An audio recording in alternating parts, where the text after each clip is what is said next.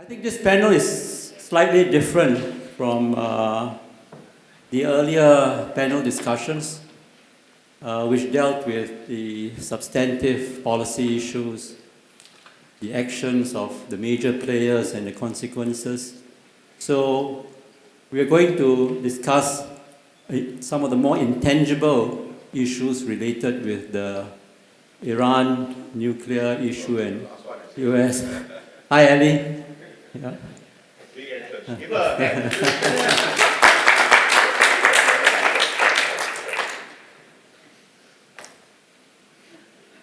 So we're going to deal with issues related to attitudes and perceptions. And in fact, some of the earlier speakers have made references to this. Richard Armitage, for example, answered a question about media reporting and whether they helped or made the situation worse by, according to one of the members of the audience, sensational reporting. Dr. Karim spoke about attitudes and perceptions being as important as the substantive policy issues in shaping how people perceive this particular problem. So we're going to continue with the discussion along these lines.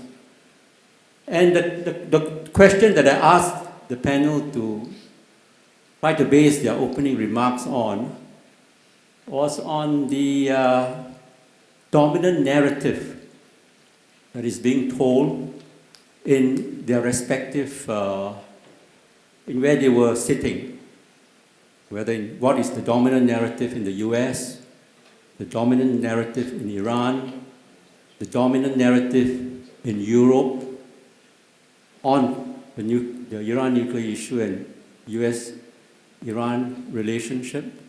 What has shaped this narrative over the years? Whether there have been problems and issues arising out of this narrative. And hopefully, if we have time, what can be done about these narratives so that we get a better, more accurate understanding of the issue and hopefully some resolution to it. So, without further ado, let me introduce the speakers. First off, we have Holly Dagres. She is a non-resident fellow, Middle East Security Initiative of the Atlantic Council's Scowcroft Center for Strategy and Security. Holly, please. Well, I first want to thank the National University of Singapore and its Middle East Institute for putting together this timely conference today. It's really great to be seated amongst esteemed colleagues, some of who we've been following each other for a while on Twitter and we haven't been hanging out enough, so this is a great opportunity. I want to add that, if you've made it this far, you're literally the bottom of the pot, the crunchy rice that Iranians always fight about at the parties. This is something Meir brought up earlier, and I think that's a great attestament, so bravo to you guys for still being here. Last Wednesday, August 7th, marked the first anniversary of the reimposition of unilateral sanctions on Iran. And Secretary of State Mike Pompeo, some of you may have seen, wrote an op-ed for USA Today, which he basically said that Iran was cutting down on its malign behavior thanks to the Trump administration's so-called maximum pressure policy. Allow me to read some of the article titles that were published just in the past 2 weeks alone. Under US sanctions, Iran regional influence grows. Iran said increasing Hamas funding to $30 million per month.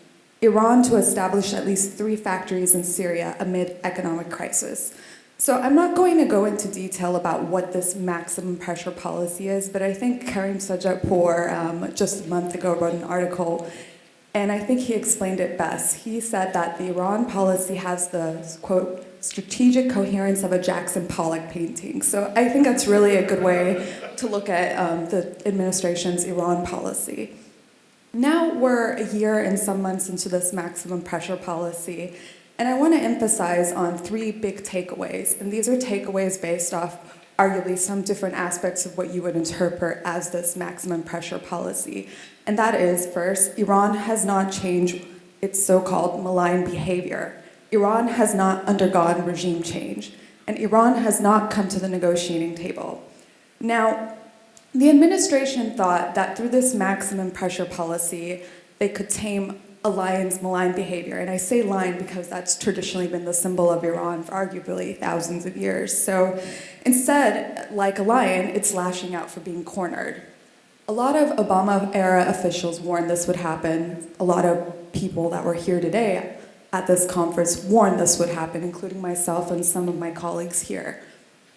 And so when we talk about this lashing out, it really became apparent when the US announced its goal of 0 Iranian oil exports, which basically was economic warfare.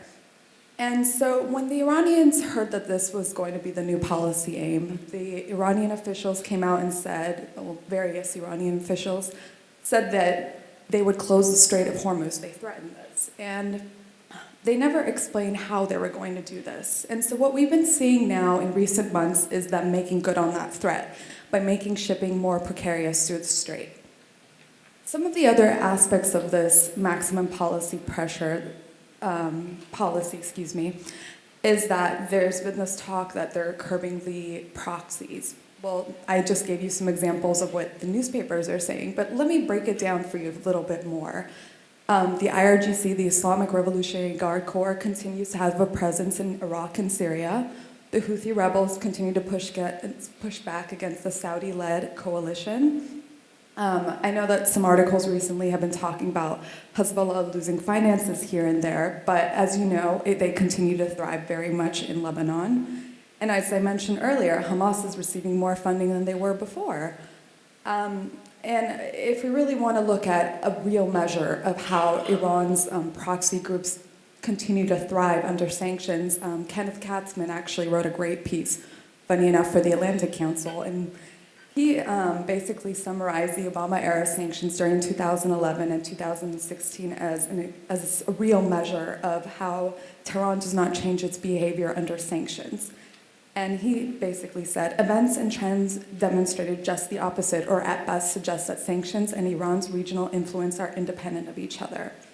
Now, talking about the JCPOA, the point of the JCPOA is, or was at least, to maintain the peaceful nature of Iran's nuclear program in exchange for sanctions relief. Once these sanctions were reimposed, Iran leaned on Europe to keep the deal alive with a special purpose vehicle, which I won't go into detail, I'll allow Ellie to go into detail. But what this has kind of put Iran in an interesting situation because they've depended on Europe for them to deliver, and they haven't so far. And every time we hear this in the news that Iran is kind of pulling back on its commitments to the JCPOA, there's this argument that Iran is violating the deal. But if you in fact read the JCPOA, Article 26 says that Iran has the right to cease performing its commitments under this JCPOA in whole or in part if sanctions are reimposed. I think a lot of people forget this, and I just wanted to bring it up since it hasn't been mentioned much. On the topic of the economy, I know that there's this assumption with the Trump administration that if there's enough economic pressure, that maybe they can push the Iranian people into the streets out of anger and that they will bring about some regime change. That definitely has not happened. If anything, as the Iranians say, Iranians right now, they're looking for their bread and salt, literally. They don't have time to think about protesting and a revolt. They're trying to survive and help their families get by day to day. And so there's this assumption that they can bring some kind of economic collapse, which the IMF just recently published a report in which they said that the economy would contract by 6%, merely a recession, not a collapse. On the front of domestic issues, hardliners in Iran were always vehemently against the JCPOA. They celebrated the day that the US withdrew in parliament. And for the longest time, they blamed the Rouhani administration, even going as far as pushing to get Zarif impeached last November. And so a lot of this unilateral pressure in recent months has kind of led to this rally around the flag event where people that weren't necessarily agreeing with each other are suddenly on the same page because they feel that the United States is a Western imperialist threat forcing its ways. And finally, I mean, we've talked so much today about what these sanctions, what this maximum pressure policy is doing to Iran, but I think we've forgotten probably the most important aspect, and that's the impact on the Iranian people.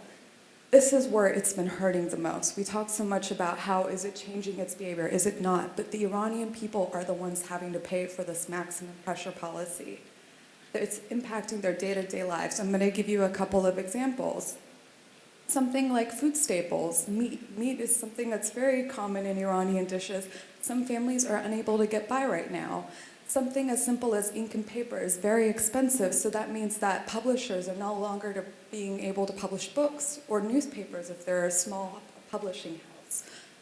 Medicine is probably the biggest issue right now. Esfandyar just tweeted the other day a story of a man who unfortunately lost his father to leukemia because he was unable to secure leukemia medicine. And so these are some of the impacts that it's having on Iran. So when the Trump administration says its goal has been to change Iran's behavior, it hasn't really succeeded, and I'm just giving you some examples. But how is it that this administration can claim that Iran is bowing down to this pressure? So I'll leave you with that to think about.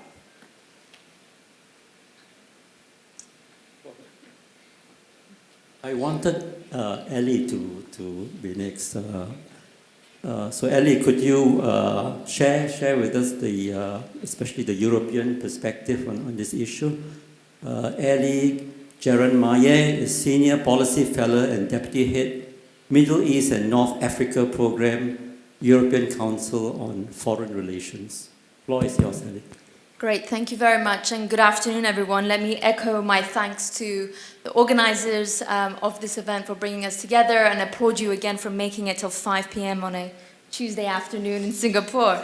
And I've been working with the European Council on Foreign Relations now for the past 6 years on European foreign policy towards Iran, and I've seen the golden years, as we call it, in 2015, the efforts that the Europeans put behind this new opening with Iran, and now as they've been scrambling for the last 2 years effectively to salvage the nuclear agreement with Iran. So I wanted to share with you some of the thoughts that I've gathered from these years. I would say that Europe is in a very similar dilemma to many Asian economies around the world. We heard today from officials from Singapore and Japan about this dilemma of wanting to naturally go into autopilot of siding with their ally in the White House, but understanding that actually the United States has basically picked on Iran for the one issue,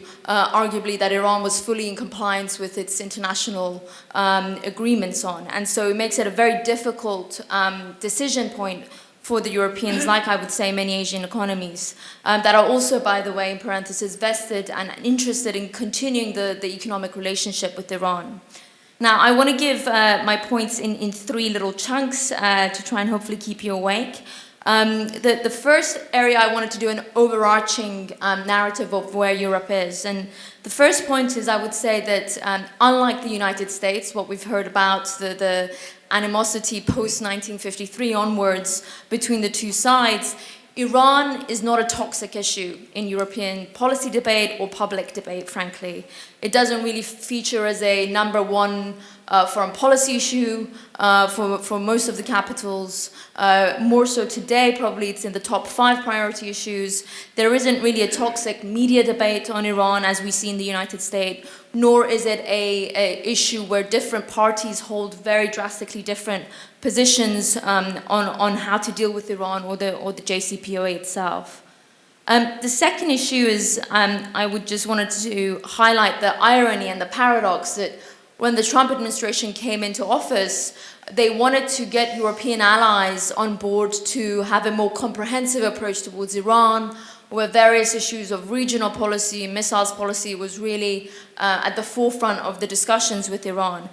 And the irony is that, of course, by withdrawing and putting the nuclear deal in such a crisis mode, the only thing that the Europeans have been focused on is the nuclear issue for the last 2 years and trying to sustain it on life support, as we've heard today. And the third issue is that I think that the Europeans today are very conscious of the memory that Iraq 2003 has left behind, whether that's on intelligence sharing with the United States or intelligence positions, and also in terms of what military conflict can lead to in terms of results and outcomes, and also where sanctions policy can take a country like Iran. And so I would say that that topic of Iraq 2003 and the aftermath of that is really overshadowing a lot of the decisions that we're seeing take place from European capitals today. So let me share with you 3 points now on the main narratives that we've seen from the Europeans so far. So the first issue has obviously been the nuclear deal. There has been a major push by most European capitals, but particularly the so-called E3, that's Germany, France, and the United Kingdom, to keep the deal intact. And essentially they see this as a major diplomatic achievement of Europe. Of course, the E3 played a small role in the overall scheme of the US-Iran negotiations on this deal, but nevertheless, they do feel that they are the guardians of this deal, particularly in their role as the EU, as the chair of this joint commission that's set up under the nuclear deal. And it's not just on the merits, which I think the Europeans think that this was the best deal attainable. As we've heard, it's any agreement is going to be a compromise on both sides. But also I think it's about the sentiment that this deal had about the role of multilateral diplomacy, which is something that European countries and the EU are very, very fond of, this idea of pushing multilateralism. And this being a critical pillar of diplomacy and conflict resolution. And so to have Trump come in and essentially shatter that framework that they worked very closely with, particularly under the Obama administration on, has been very difficult to digest. And it's something that I think this push to safeguard the nuclear deal is to essentially make a testament that this multilateral diplomacy is still worthwhile keeping and preserving. The second narrative from the European countries so far is essentially that Trump's maximum pressure campaign won't have the intended results or the so-called declared results from the United States, which is, it's very difficult, as we've heard, it's confusing policy, but let's say that it's the 12-point demands from Secretary Pompeo on Iran that was issued. Essentially, the European capitals, from their understanding of Iran, which, let's remember, the European capitals have had embassies on the ground for the last 40 years, have had constant diplomatic relations, they just don't believe that a maximum sanctions policy is going to achieve results of altering Iran's calculations on these issues without at least being partnered up with a serious diplomatic push, which they don't see as being genuine from the Trump administration side. And so what we're seeing is that most European capitals, at least so far, haven't really partnered up with the United States on key issues to do with Iran, bar, I would say, the United Kingdom, as of recently, regarding maritime security in the Persian Gulf. But still, none of the E3 countries or any of the European capitals have really wobbled on their commitment to the nuclear deal, nor is there a new push, for example, at the European Union level for new sanctions on Iran in the way that Bolton and others have been pushing for. And again, I think this decision from the United States to push for zero oil waivers, it is understood by the European capitals that that has triggered a reaction from Iran, both on the nuclear deal and on regional issues. And the third point that we've seen a narrative and a real actually support even from the public debate on is a European effort to de-escalate tensions between Washington and Tehran and also on the nuclear issue as Iran has entered this multi-phased approach of non-compliance with this deal. Right now, I think there's an understanding in Europe that Iran is at the lower end of the spectrum in terms of actions it could take on a multiple number of spheres. And I think the intention right now is to freeze that escalation to the extent possible to prevent a conflict scenario, essentially. And we've heard this particularly from the French president, who's consistently for the last year or two talked about preventing an unintended military conflict in the region. And in that part, I would also say that really the French president has been the only European leader that is pushing in a very public and concerted way for a diplomatic outreach with Iran. He's had more phone calls with President Rouhani over the last year than any other European leader. And he is trying to do this shuttle diplomacy between Trump and Rouhani at the moment. So very quickly, looking ahead, so the 3 points that I would say we should look out for is, firstly, in the short term, as we head up to the UN General Assembly next month, I think there is going to be a big concerted effort from, again, from Paris particularly, to come up with some sort of a package that freezes the scenario between Iran and the United States in terms of escalation. Now, I would say I'm not very optimistic that this can really bear results, particularly because of the positioning of senior advisors that are circling the US president at the moment. So even if President Macron can get one answer out of President Trump in a G7 summit, it may not actually be what transpires in terms of policy a few days afterwards. But it's still something that is, I think, worth trying. And certainly the French have reached out quite extensively with Iran on this issue. So we'll have to see what happens in the next few weeks. It might help cool tensions at least. The second area where I think we should be looking out for in terms of the European dynamic is potential splits emerging between member states. Again, remember, we have 28 capitals, soon to be 27 capitals in the European Union, sadly for me as a Brit. But I think the UK Brexit debate will overshadow a lot of the decision-making that Whitehall makes on this issue. So today, the British have sent warships to sail in joint operations with the United States on this maritime mission in the Strait. They are the first and only European nation to do so. We'll have to see if others follow suit. But I think that there will be differences within European capitals about how to deal with Iran policy, particularly as Iran continues on this non-compliance roadmap of the JCPOA in response to US maximum pressure.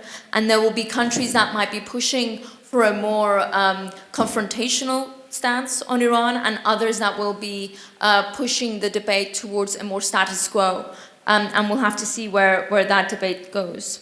The final issue I wanted to mention is we've talked about Singapore's response to US unilateral sanctions. I think one and probably the only silver lining that's come out of this debate on Iran and the US sanctions pressure is that it has really erupted a new debate in European foreign policy about autonomy in trade and foreign policy issues. And here, I think seeing the exodus of European companies from Iran before even US sanctions were implemented in November 2018, really threw a lot of cold water on European foreign policy elites, which had thought that actually that US unilateral sanctions alone wouldn't have that impact. And I think that there is a lot more debate now about a longer-term response towards US secondary sanctions. And here, INSTEX might be the beginning steps of this probably decade-long roadmap towards a more robust European response. And to conclude, I think the best that we can expect from the Europeans in the coming months on Iran policy is A, do no harm, and hopefully most capitals will take that approach, and B, damage limitations through different de-escalation talks and through confidence-building measures between the United States and Iran, but also Iran and the GCC states. Thank you very much. Thank you, Ellie, for those very comprehensive remarks on the European position. Next up, we have Meir Javedanfar giving the Israeli perspective. Meir is Senior Research Fellow, Ezri Center for Iran and Persian Gulf Studies from the University of Haifa. please. Very much. Good afternoon, everybody. First and foremost, I'd like to congratulate our Singaporean hosts on the Day of Independence. It makes me very proud to be here in Singapore, a country that has been a refuge and has been a host to a Jewish community, a wonderful Jewish community. And I'm very proud that the State of Israel, right from the beginning of Singapore's independence, has played a part in sharing defense knowledge and technology and helping the security of Singapore. It's also my first time in Far East. I've never been east of Iran in my life, so it's wonderful to be here for the first time ever in Far East. I'd like to open a point before I get to the Israeli issue, which is very important with what Mr. Armitage said today. Iran 2049. By Iran, I think by Iran 2035, Tehran is not going to be habitable. Let's not even get to 2049. And we have guests here who live in Tehran, and I have friends who live in Tehran. The issue, Tehran is probably going to be uninhabitable because of the problem of the drought. The population, out of the population of 12 million people, 3 million people are living in parts of Tehran that are already subsiding in the southern parts of the city. And there's the issue of the water, the lack of water anyway for drinking, and the various cities in Tehran that are facing a crisis. So while we're talking about sanctions and talking about the nuclear program, I think this is very much an issue that needs to be addressed in terms of how we look at Iran in the future. Does Iran need a nuclear program for civilian purposes? Yes, it does. Everybody does. Okay, that's not the problem. We talk about, how it should go about it, but let's address the question, is Iran going to be habitable? There are already people who are leaving the periphery areas around Iran and going to the center because of the issue of lack of water.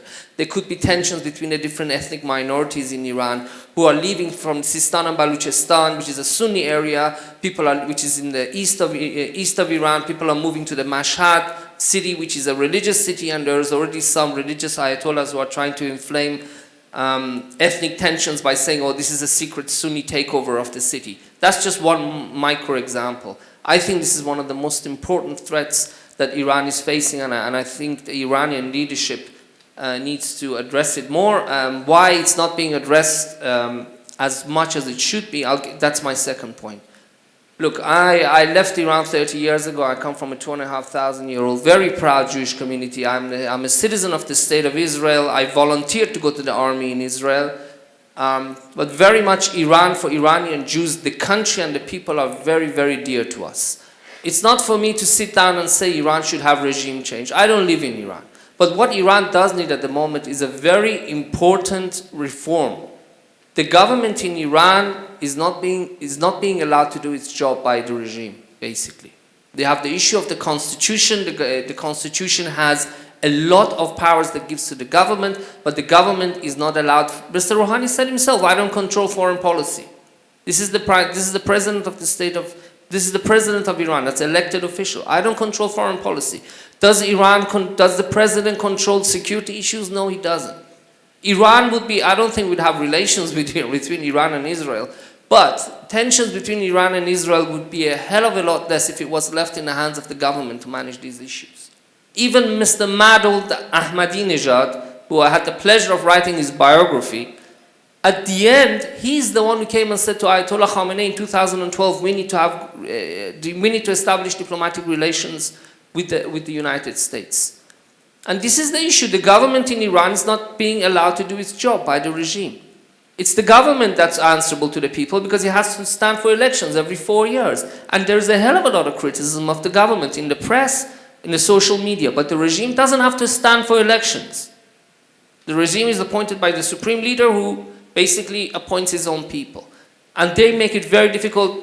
My friend here, Mr. Batmanghelidj, is going to talk about the economy. And we have this discussion today, Iran's economy. Why is it not going forward? Because the government is not being allowed to do its job. Imagine 60% of the economy of Iran is not in the hands of the government. And that's the president of Iran saying it. It's like you being in charge of a football team, 11 players, 7 of the players answer to another coach. How can you manage such a team? So this is not just in the context of Israel and Iran, in the context of putting Iran on the right path, and one of the most fundamental changes that are needed.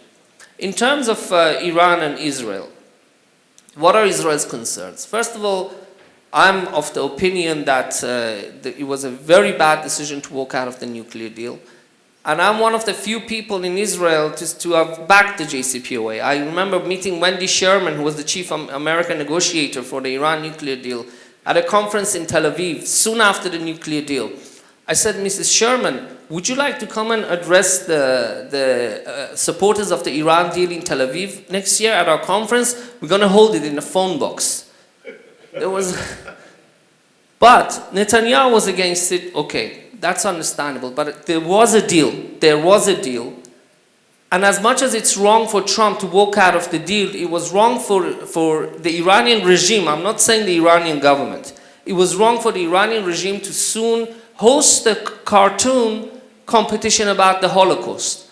Isn't it enough 6 million people have died now they poke fun at the Holocaust by holding a cartoon competition? Seriously. And then they test a ballistic missile and they put in Hebrew, Israel must be wiped off the face of the earth before that is launched. You know, people in Iran say, this United States said that we are axis of the evil. We are axis of the evil. Okay, that's wrong. But it's also wrong for 40 years to be calling for the death of another country. For Mr. Ahmadinejad to deny the Holocaust was one thing, to hold the cartoon competition afterwards, after the nuclear deal. And not only that, we saw increase in the number of Iranian forces in Syria, and basically the Iranian regime, and again, not the government, the Revolutionary Guard belongs to the regime, thumbing its nose at Israel. You see, there was a nuclear deal, now we are increasing our forces in Syria. So the issue of the resistance and animosity towards the Iran nuclear deal became bipartisan in Israel. And as many people who know Israel know, there's not many things in Israel that's bipartisan. I mean, under the word argument, they should put a picture of the Israeli parliament. We don't agree on anything. But the Iranian regime managed to make it a bipartisan issue. We were hoping, one of the reasons why people in Israel, the few people who supported the Iranian nuclear deal, was that, no, look, we'll reach a deal, Mr. Rouhani, we will strengthen him, and he will go against the hardliners. As soon as the nuclear deal happened, they started to weaken Mr. Rouhani. We saw it, as I said, challenging the US Navy in the Persian Gulf. The number of Iranian Americans who've been arrested on Mickey Mouse charges, it's basically kidnapped. There's no other way of putting it. He was weakened. And in Israel, instead of seeing the nuclear deal strengthening the security in the region, calming things down, the Iranian hardliners saw it as a sign that Trump is weak, that America is weak, and they started challenging it. I know my time is up, so I'm going to focus on just a couple of things to focus in the future. Number one, medicine sales to Iran. It doesn't matter where you're from. It doesn't matter what religion you belong to. It is extremely important that the United States sets up its own index for the sale of medicine to Iran. Or the United States makes more efforts to make sure that medicine is sold to Iran. I know medicine is not banned, but people, if you're not supposed to deal with Iran, how can you expect medical companies to sell medicine to Iran? We need a more clear US guidance and more clear US leadership in terms of sale of medicine to Iran. There's no excuse for it. We have enough technology. We need to deal with that. That's number one. Number two, the Iranian regime in Iraq and Iranian regime in Syria.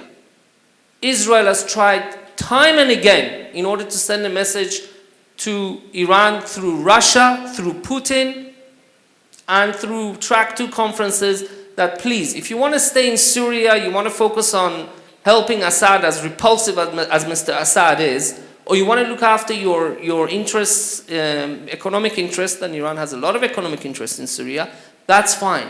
But don't bring your forces near our border. Don't bring missiles and technology to threaten our security. But they didn't listen. I can tell you firsthand, it has been tried by the academic communities in Israel on numerous occasions. So we hear in the press that there have been attacks against Iranian regime assets in Syria and Iraq. We tried diplomacy, it didn't work. No government in Israel, hopefully Mr. Netanyahu will lose on the 17th of September, his replacement will not stand for it either. First of all, we don't need to be in this war against Iran. Israel has never held any grudges against Iran. Israel was the first country to send shipments to Iran during the Iran-Iraq war. And I lived in that with my family in that war for the first 7 years. If you look at the two successful operations of that war, the one to liberate Khorramshahr in 1982 and Valfajr 8 to liberate Fav, both of them happened just after a shipment of Israeli weapons to Iran. And what did we get for it? We know what we got for it. This war from Iranian regime threatening Israel in Iraq and Syria is not necessary. They have to stop it. If they don't, Israel will defend itself. It doesn't matter who it is. And it breaks my heart to see it because I'm Iranian Israeli. What is going on between Iran and Israel is like a divorce for me. Really, Iranian Israelis feel like children of divorced parents. We are living with our mother. We'd like to one day to be reunited by our father. But let's see if that happens. But the issue of Iraq and Syria, it's very important. What happens, and I'll finish on this note, what happens with the Iranian nuclear deal, let me tell you, in Israel, people don't trust Trump. They like him, but they don't trust him. We saw he had one conversation with Mr. Erdogan. He decided to pull all the US forces out of Syria. I mean, talk about unpredictable. And with the Iranian nuclear deal, I think I'd like to advise the respected colleagues from Iran, try to talk Mr. Trump. You might get actually a better deal than Obama. He seems more desperate. He's weaker than Obama. He doesn't have the international community behind him. He's weak politically in America. Try him. And if you can get a deal, then hopefully we see a little bit more stability in our region. Thank you very much. Thank you. That was the view from Israel. Perhaps one view from Israel, put forth very forcefully. Now we'll hear the perspective from Iran, from Mr. Esfandyar Batmanghelidj, founder of Bourse Bazaar, which is an Iran-focused business media company. Please, Esfandyar. Thank you. So I'm going to take something that seems very narrow and focused and try and explain why I think it's quite fundamental and central to the whole conversation we've been having today. So the question posed by this conference is, are the US and Iran on a collision course? And I think as we've heard today, they have already collided. And the greatest instantiation of this is the fact that the US has declared that it is waging an economic war on Iran. The trouble is, we don't have a clear narrative about this economic war. And I'm going to explain to you why that's the case and why I think it's significant. So, as a hypothetical, if you were to give a quiz or a test to European and American officials about Iran's economy, they would fail that test. You could ask about the foreign currency in Iran and how it's used. You could ask about the diversification of the economy. You could ask about the main employers in the country. You could ask about ownership, beneficial ownership of companies. They would fail such a test. Now, I don't mean this as a criticism. I'm trying to diagnose a problem. And the problem is, on one hand, understandable because economic diplomacy has always placed second in foreign policy. It's always been seen as an afterthought. But on the other hand, it's actually quite concerning, and there's sort of 4 reasons for this. The first is that Iran is one of the 30 largest economies in the world, but it is arguably the one we understand the least. The second is, as I've mentioned, the US is waging an economic war, and so we would question the strategic logic behind a US strategy that is based on coercion of the economy when US officials do not understand Iran's economy. The third is that the primary defense of the JCPOA is boiling down to this question of economic countermeasures from Europe, Russia, and China. And so their ability to save the deal is curtailed by the limits of their knowledge of Iran's economy. And the fourth is that the majority of the political and social challenges that Iran faces, if we look at the domestic sphere, are essentially problems of economic development that are common to any upper middle income country at that stage of development. And that's something that we often overlook given the overarching political narrative.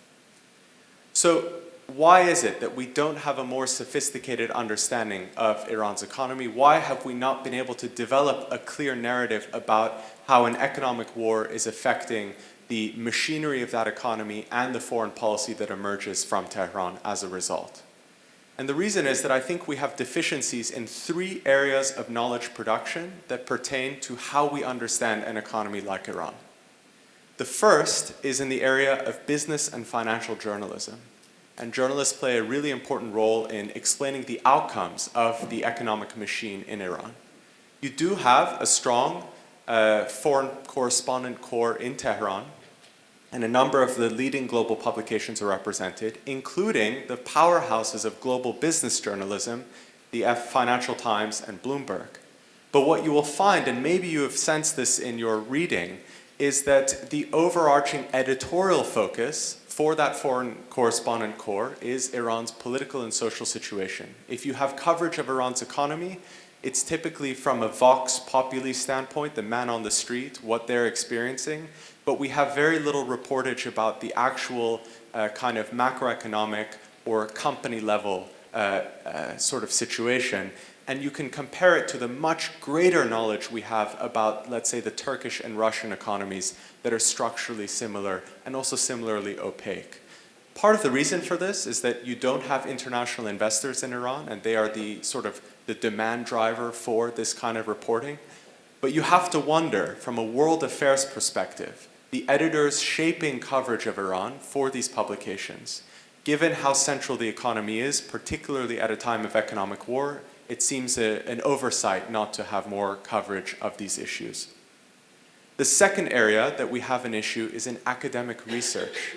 So the economic study of Iran is significantly underfunded and lacks institutional support, whether it's in the US or Europe or really anywhere else in the world. There's a small group of very talented economists that work on Iran.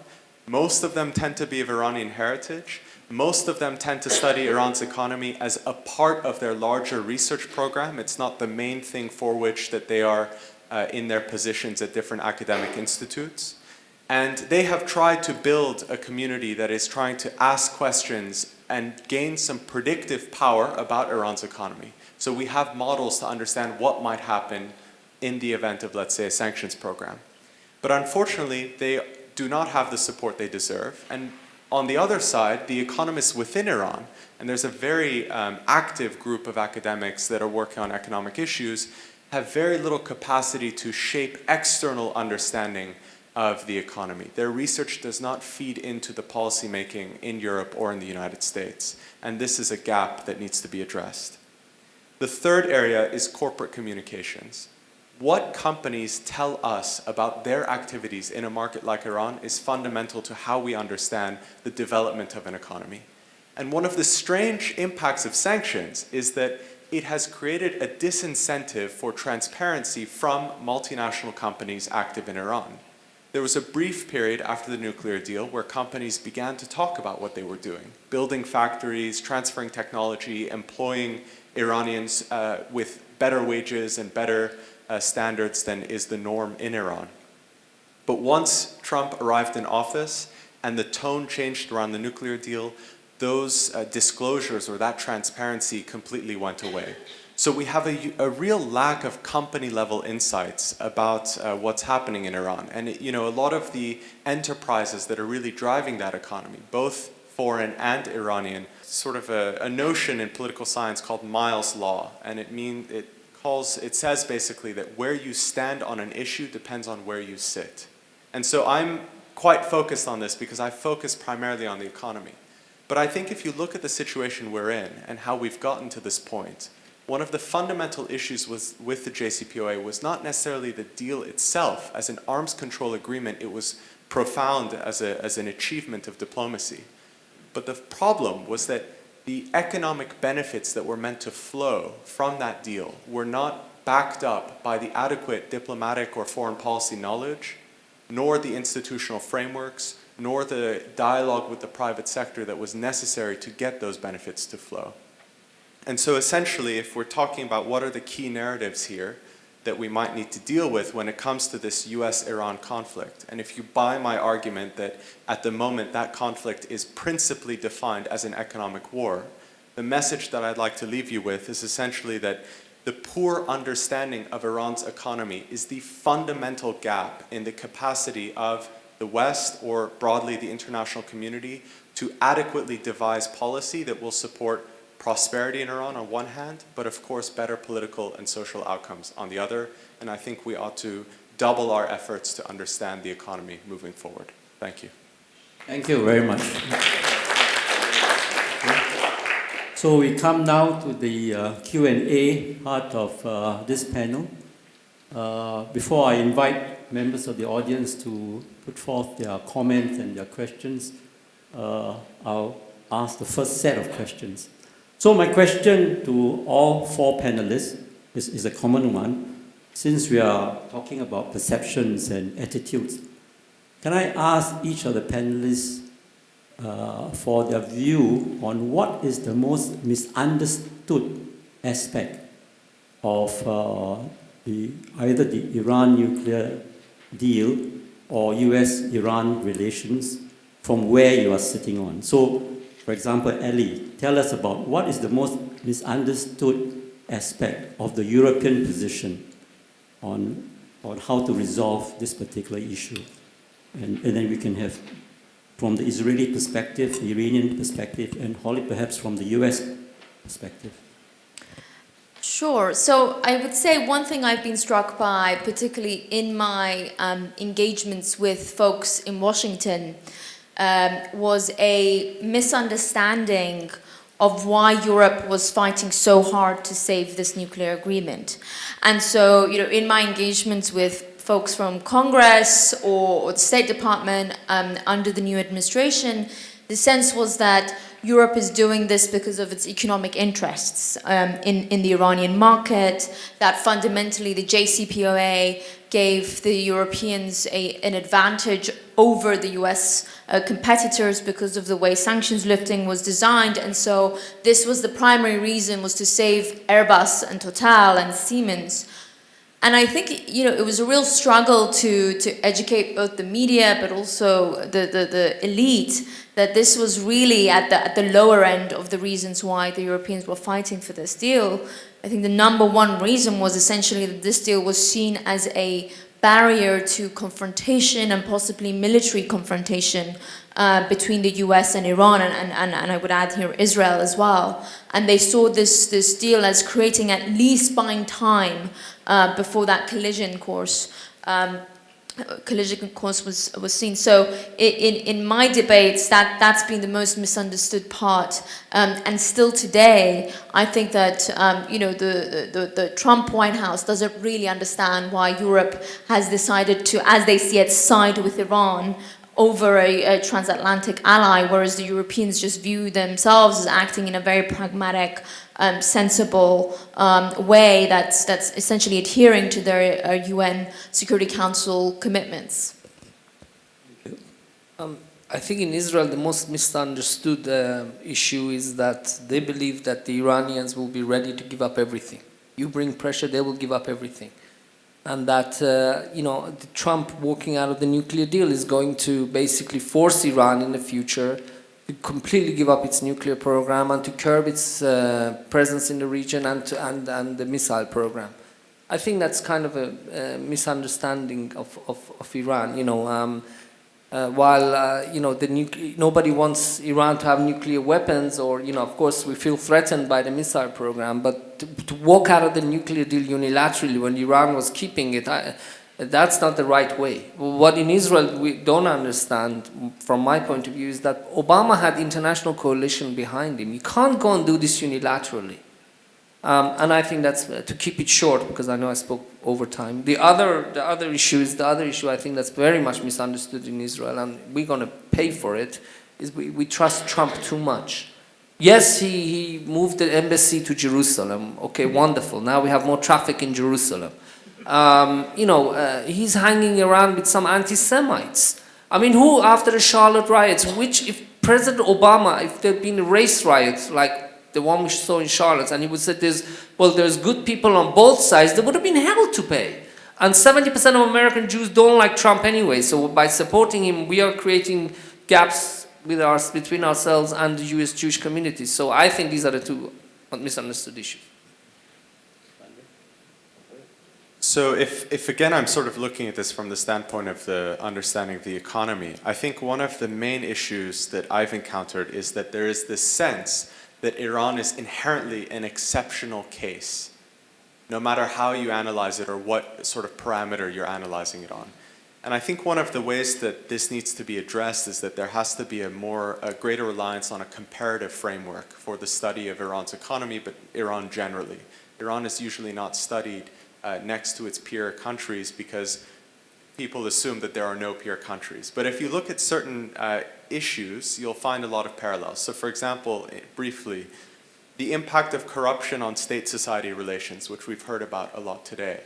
You know, Iran's case can be compared, I think, very effectively to the case of Brazil, which had national protests from 2016 to 2017 over state corruption involving the national oil company, a large contractor, so on and so forth, that led to the toppling of the government at that time.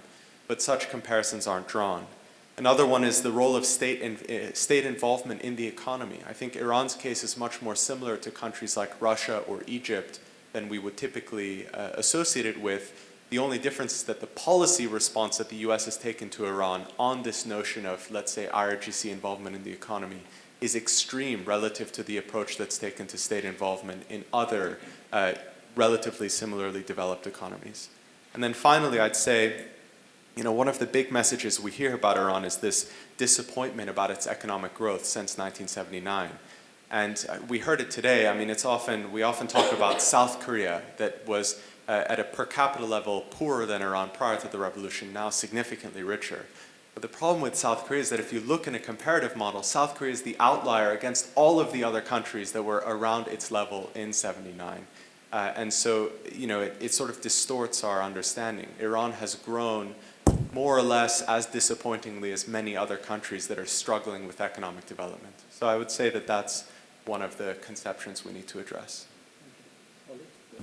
Well, I think that one of the biggest issues, aside from the ones that were mentioned, is actually an understanding of the Iranian people. I think there's a lot of people in Washington that think the Iranian people live in a cave and don't know what's happening in their country. I mean, I can't tell you how much I see US government officials, and even at panels in Washington where I watch from London on YouTube, where they're emphasizing on corruption and acting like Iranians have no idea that there's corruption in Iran, like there is in many other places. Let's put it on Twitter, they will see it. Let's put it in articles, or hey, how can you publish this information and we can disseminate it to the Iranian people? I spent my formative years in Tehran from 1999 to 2006, 13 till 20 years old. There were taxi drivers, I hate to sound like Thomas Friedman here, but there were taxi drivers that would point at buildings and be like, you know, that building right there, Rafsanjani owns it. You know, that building over there, so-and-so owns it. So, I mean, this is not new for Iranians, and I think that DC needs to stop coddling the Iranian people and treating them like children, and that they need their hand held and being told what to do, and oh, we know what's best for you. Here, let us put economic sanctions on your country and hope that you will pour into the streets and protest against the regime, and then we'll have peace in the Middle East and everyone will be happy and singing happy songs. And I mean, we're laughing here, but there's really a big perception in Washington that if we do this, that these people are literally going to do this as if 1979 never happened, as some of the previous panels mentioned, that this would be so peaceful and easy. And I think we need to really stop underestimating the potential of the Iranian people in this regard. So, thank you. Just on the point of sanctions and the impact, look, we see that despite some of the statements made here, the people of Iran have not rallied around the flag. Even though Trump, I don't think, is very popular, they have not rallied around the flag. The political situation in Iran is not good. There's a severe problem of legitimacy for the regime. Even Mr. Khatami said, and he's relatively more popular than other Iranian officials, that I may not be able to convince people to turn up to vote at the parliamentary elections. This is an issue, and I think, again, we talk about the Iranian people. Yes, the nuclear program and the sanctions is an important issue, but what's happening inside Iran, they really see it. that on the one hand they deserve to have a nuclear program and they have the right to have enrichment, but on the other hand, the people who want to defend that right are so fundamentally corrupt. There's an elite at the top that's more busy enriching its own pockets than enriching uranium at times even. And that's saying a lot. And I think that is also very important to note, that as much as I think people in Iran would be disappointed with Trump, and they have every right to be because Iran was keeping to its part of the deal, but I think they're far more disappointed with the leadership in Iran, who is not just, with its policies isolating Iran, it's not letting the government do its job. The regime is not, again, I'll go back to that fundamental point, the regime is not allowing the government to do its job. And, if people expected Iran to change its policies in the Middle East, it didn't. But it's, also the Trump administration, people will tell you, hey, it's early days. They're not looking at it as a kind of a 2-year program. They're looking at it as a 6-year program. They're hoping that it's going to get reelected. And last but not least, support for Hezbollah has dropped drastically, Iranian support for Hezbollah, financial. And this is important for the people who support the sanctions. This is something that they could point to. And I think, I'll just finish on that point, I think Iranian support for Hezbollah is one of the most bizarre policies that I've seen.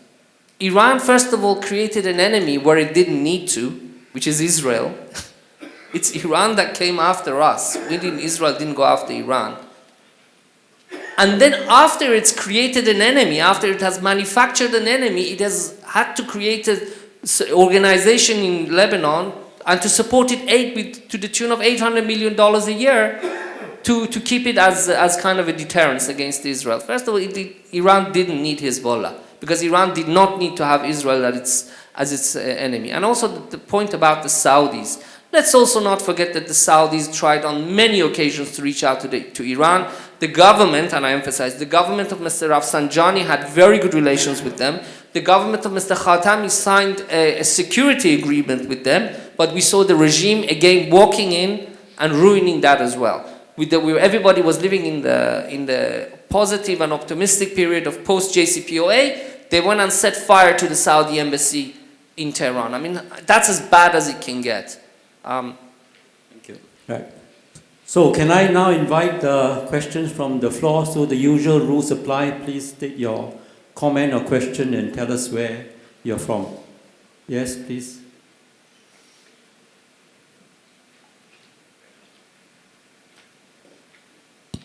Brian Shager from UESBC. A question for Mr. Esfandyar. I thought it was very interesting what he said about the Iranian economy and how little we understand about it in terms of its structure. But anecdotally, we hear that the Islamic Revolutionary Guard has a sprawling business empire and actually benefiting from the sanctions regime. How true is this? Is there any veracity to this sort of talk? That's the question for Mr. Esfandyar. One to Mr. Meir. The Iranians have these missiles which they say are directed towards Israel and these military bases of the Americans in the region. Is this a real threat or is it an exaggeration? And is Israel really very concerned about this? Thank you. Thank you. I think we can take one or two more questions. Yes, please, Dr. Karim.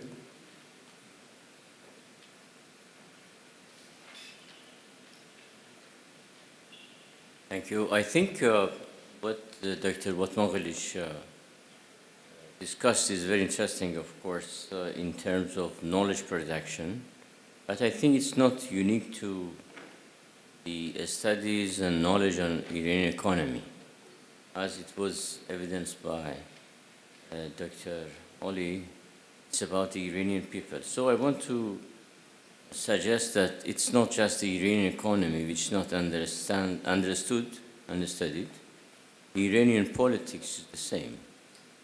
The Iranian society is the same. The religiosity is the same. So here I want to add a couple of points and then have a question. I think what we see, first of all, is emotionalization of knowledge. So you deal with knowledge, but emotionally you pick what you want. Second is politicization of knowledge. So everything is looked from a political angle. And finally, the third phenomenon is securitization of knowledge.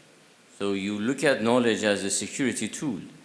And I think this is what is happening vis-a-vis Iran. And I think even in the panel that you had, and I don't want to go to details, two issues are very fundamental to see. First is the reductionist approach that we see in the study of Iran in all fields along this, to reduce the totality of a country to several points.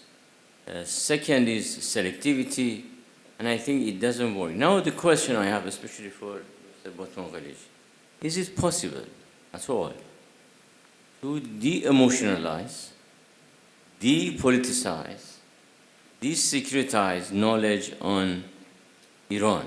Is it possible that we study just economy of Iran independently of what's happening politically?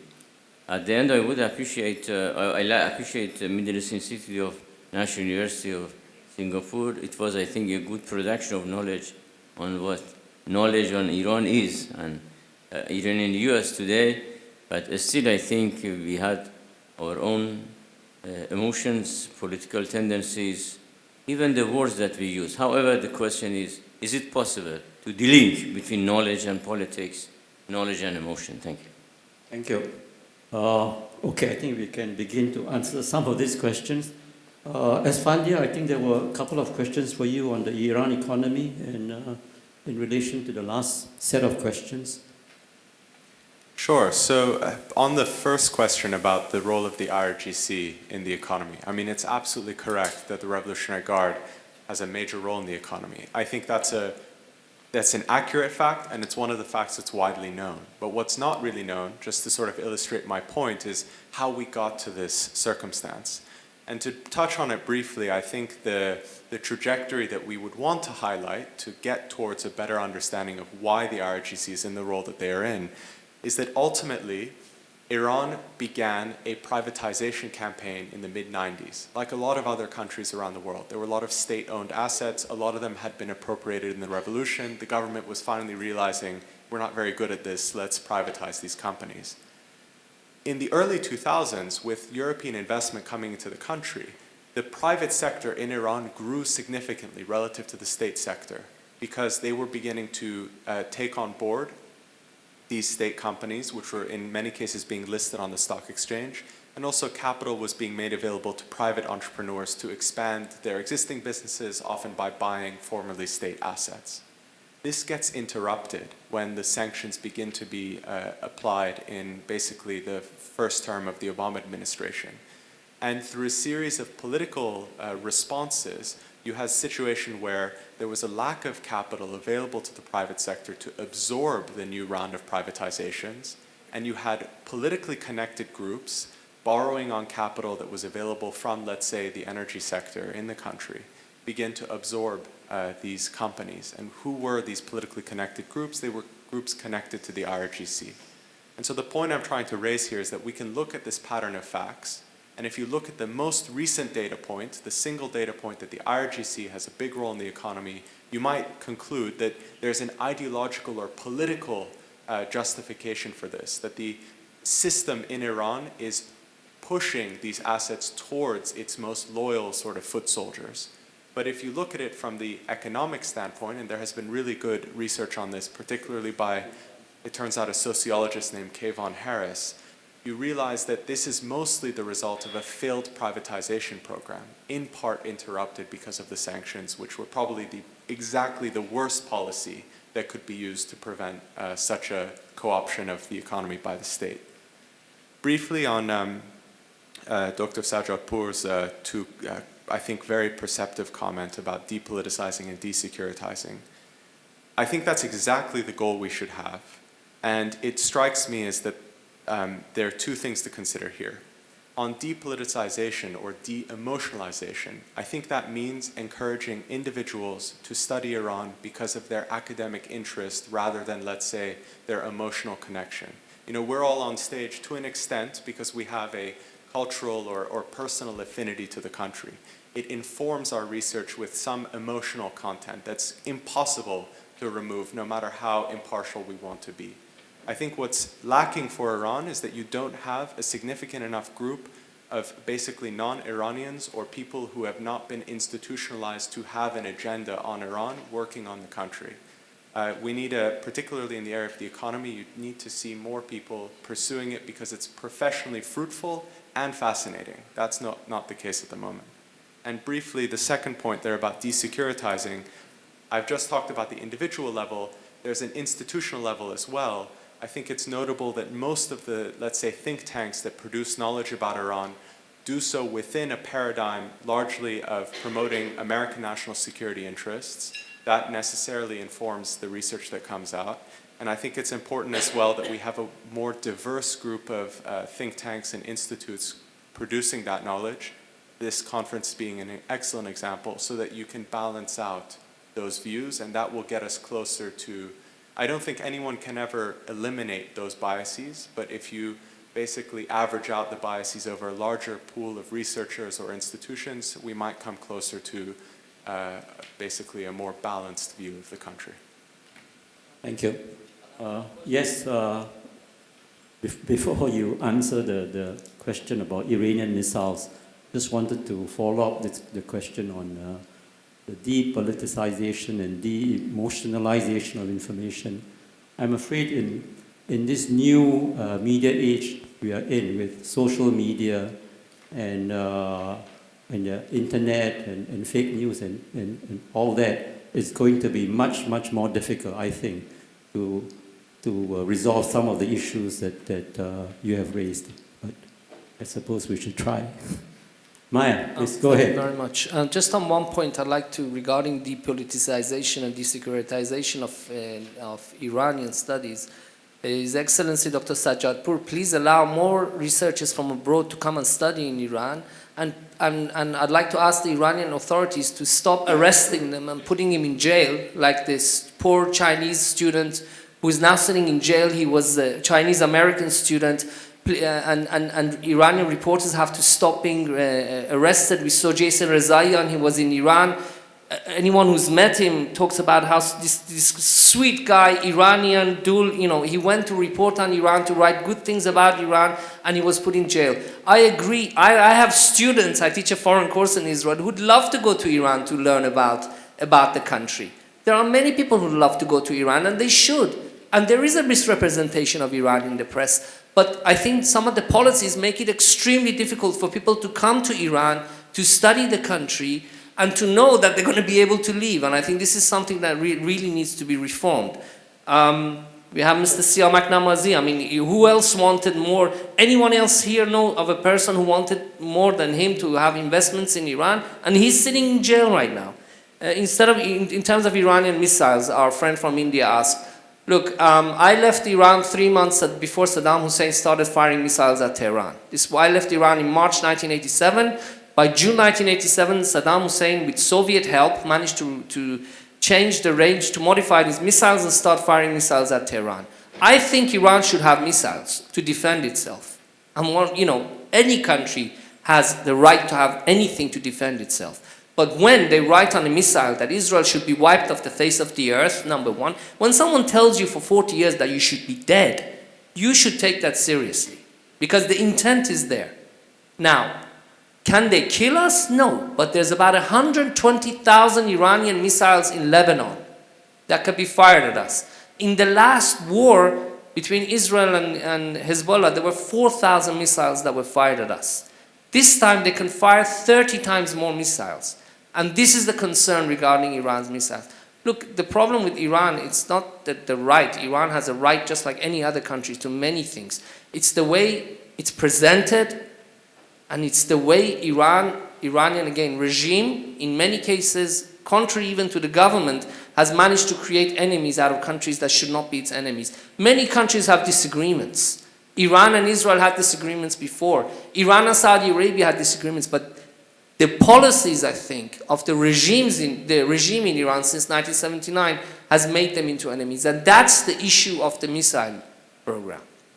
Thank you. Can I invite other? Yes, please. Reza Aluberdi, The question is for those panelists who either control a media outlet or contribute to various newspapers and publish their work. Where do you adjust the compass when it comes to reporting about Iran? Where do you adjust the transparency and how to expose or not to expose your sources? You see, today, when a company from, let's say, Southeast Asia goes to Iran to conduct a profitable business venture, they don't come back here to speak to Straits Times. They don't come back here to speak to Channel News Asia. So success of corporates that we know of in Iran is rarely transparently reported, rarely accurately measured, whereas failure is. So if you want to expose your sources, then they would be caught, they would be exposed. If you don't want to do that, you're less than informative for your readership. Where do you adjust the compass? Thank you. I suppose the larger question is, how do we help a more accurate and helpful narrative over this particular issue, so that there's better and more accurate understanding of some of these issues? I'm going to take this a step further and kind of look at some of the similarities to the lead up of the Iraq War, and because I think this is something that needs to be discussed. I know this isn't the lead up to the Iraq War, but it is reminiscent for some of us because there are people talking about regime change and war, and they're driving this narrative. And the media, Western media outlets like Reuters and the New York Times have been reporting countless inaccuracies to the point where it's gotten so sloppy that The Onion, a satire website, has made fun of the New York Times by saying that the New York Times has rehired Judith Miller to write on Iran's, the conflict with Iran. And I say this because I can't tell you how many times I've seen the error that Iran has a nuclear weapons program. And we all know this, Iran does not have a nuclear weapons program, but the fact that this is being written over and over again, and the fact that it has to be constantly made corrected, that I have to, when I get interviewed, have to correct the journalists and say Iran does not have a nuclear weapons program, and then again be asked about Iran's nuclear weapons program. And I think that itself is very sloppy and lazy. And it's sad because we're now in 2019, it's well over a decade after Iraq, and the media is making those very mistakes in this high tensions time. And I really think that there's some basic measures that can be taken. For starters, fact checking. How hard is it to fact check an article? I know the New Yorker does a brilliant job of doing that. But how is it that an op-ed by Brent Stevens got published the other day, and he claims that Iran violated a deal, and he cites an article, and the actual author of the article, somebody that's very prominent on nuclear non-proliferation, had to tweet it out and say, he quoted my own article incorrectly and cited it in my op-ed. I mean, this literally just happened the other day. And this was Mark Fitzpatrick, if some of you are aware of him. And, I mean, we have pieces like and this is going to be controversial, and some of you may not agree with me when I say this, but for example, Newsweek published in February 2018 an article by Kenneth Pollack, and it said, "Pushing back against Iran. Is it time for regime change?" Now, we have a whole generation of Americans that were very little when the Iraq War started. They don't know who Kenneth Pollack is. They're now coming of age, reading these articles. I mean, this is very controversial for me to say this, but somebody should put a disclaimer at the bottom of his article and say, Pollack wrote The Threatening Storm, the case for invading Iraq, which played an instrumental role in helping push for the war in Iraq in 2003. Maybe the New York Times and all these other places, when they quote people like John Bolton, that they should emphasize on the fact that they played a role in Iraq. I'm not saying that this is an Iraq war, but I think it's really important that when we're framing Iran in this narrative, that we remind people of these things. And I hate to say this as a fellow American, but it feels like we have a goldfish memory about what happened. I definitely remember it because I was protesting against it. But just to take things a bit further, the point is, and I'm quoting the University of Maryland's 2013 study called Media Coverage of Iran's Nuclear Program, and I do recommend looking at it. But they said that the point is not that Iran is blameless and undeserving of suspicion, but that there are complicated international and domestic contexts to the broader dispute that needs to be acknowledged. They are not being acknowledged. There's an over-reliance on government officials, a narrowing framing of the dispute that hews closely to official preferences, and a lack of precision and context in discussing Iranian nuclear capabilities and intentions. So with that in mind, I hope that we can really hold the media more accountable for this, because we don't want this kind of perception leading us down a darker path where people don't understand what happens and it happens all over again and it's too late. So. Thank you. Esfandyar, do you want to respond? Thank you. Yeah, so the question about the compass, I think, and where you draw the line on potentially exposing information, I think it's an excellent question. It's one that I've had to grapple with for years, given the work that I do. I recently was having a conversation with the president or CEO of a European multinational that today is still employing over 1,000 people in Iran. And he put it very simply. He just said, we're just trying to find a way to stay here because people's livelihoods are depending on us staying here. And, you know, when I speak to someone like that, the very obvious thing is that our goal is not to disclose that which company is still active in Iran, because that's not really serving what I would define, and I'm not pretending to be some sort of an esteemed editor, but define as sort of the public interest. I'll give one more concrete example in how we've grappled with this. The first project I worked on in regards to Iran's economy was that in 2014, I organized an event called the Europe-Iran Forum, which was sort of the first international business conference looking at opportunities in a post-sanctions framework. This was before the JCPOA came together. It was in London. It was exceedingly difficult to get companies to come and speak, European companies, about their activities. They saw the way things were moving, but they were very shy of anything that would indicate how far along they were in the market or that they had been present in the market, even in a compliant manner under sanctions. But once we get to 2017, post-JCPOA, a few years down the line, I found myself in the situation where the regional president for General Electric, who was responsible for Iran and Central Asia and Pakistan, was reaching out to us, an American company, to ask if they could speak at this conference in order to show to the Iranian stakeholders that they were willing to disclose their presence in Iran and show that they were proud to be working in Iran. That's a fundamental shift. Of course, now with Trump's election and the circumstances, we have flipped back to the way things were. But I think that at the end of the day, there remain some companies that do want to be a bit more public. The key factor for them is whether or not they think they have their government's backing. And this is where, and maybe Ellie can elaborate on this, the European response to the US sanctions pressure is so important. I'll give one concrete example. So there's this mechanism, Instex, we've talked about a little bit today, and the looming question over Instex has been, will any companies want to use this mechanism? Now, for those of us that have been privy to conversations between European stakeholders and businesses, European policy stakeholders and businesses, we know companies are interested. The difficulty is getting companies to say that publicly to raise confidence about the mechanism and about the way forward for Europe-Iran trade relations. There are, however, two instances where companies, big companies, have publicly said they want to use Instex. One is Novo Nordisk, a pharmaceutical company from Denmark. The other is Vilmorin, which is a French manufacturer of seeds, basically, for agricultural use.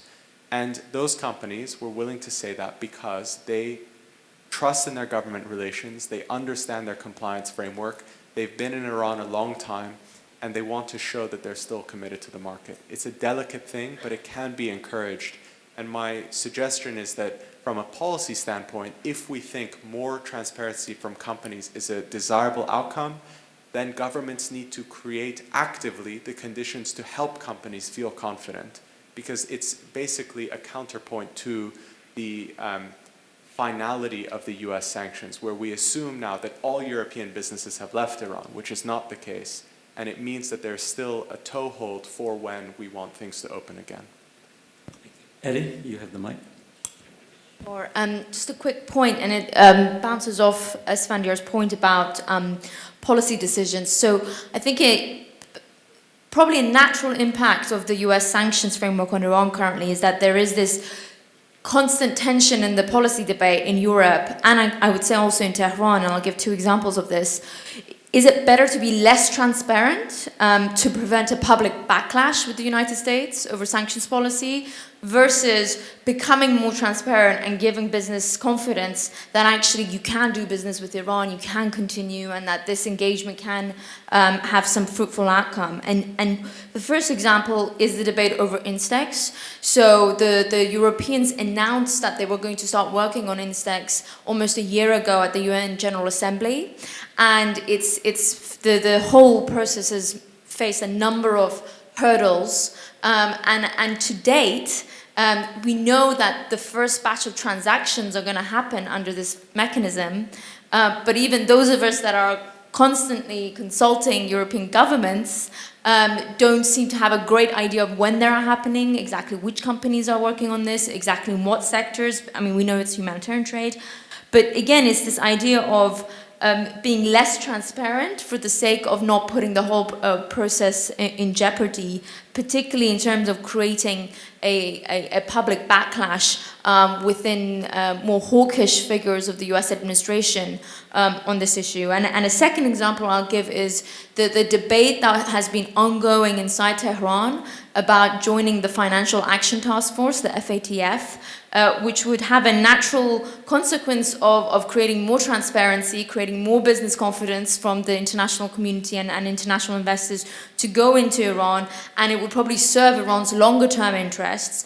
But there is this really legitimate question about the short-term interests of Iran in terms of national security. Do you really want to open up your books at a time when you need to be sanction busting and you need to be evading around US sanctions, particularly in terms of your oil trade and other trade? And so this has created a lot of hurdles and obstacles towards pushing through a process of reform that Iran inevitably requires. And this has again been a knock-on impact of US sanctions framework. Thank you. Can I ask whether there are any last questions from the floor? If not, it is already 6:15, and I propose we end the session now. Otherwise, I'll be on a collision course with some of you. Oops. So, Siri didn't get what I was saying. So, can I please ask all of you to join me in thanking the panel? Thank you. Thank you, panelists, for that thorough examination of the issue.